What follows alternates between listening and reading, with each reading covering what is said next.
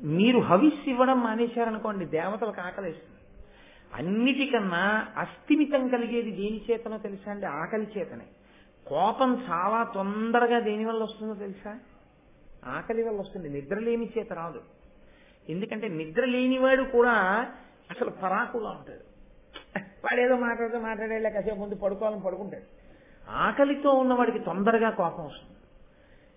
హవిస్సు ఇవ్వకపోతే, యాగం చేయకపోతే, అగ్నిముఖంగా దేవతలకి అన్నం పెట్టడం మానేసి దేవతలు ఇచ్చినవన్నీ మనం తినేస్తుంటే వాళ్ళకి కోపం వచ్చి, వీడు ఒక్కనాడు ఒక యాగం చేయడు, ఏమీ హవిస్సు ఇవ్వడు, ఈ పాటి దానికి వీడికి మనం సంతోష పెట్టడం ఎందుకు, వీడికి మనం ఇవ్వడం ఏమిటి అంటారు.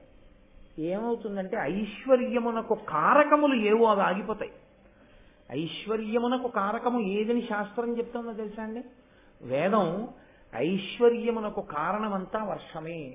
అగ్ని సంతోషిస్తే, అగ్నిముఖంగా మీరు హవిస్సిస్తే దేవతలు వర్షం కురిపిస్తారు. వర్షం కురిపిస్తే పాడి పంట అన్నీ సమృద్ధిగా ఉంటాయి.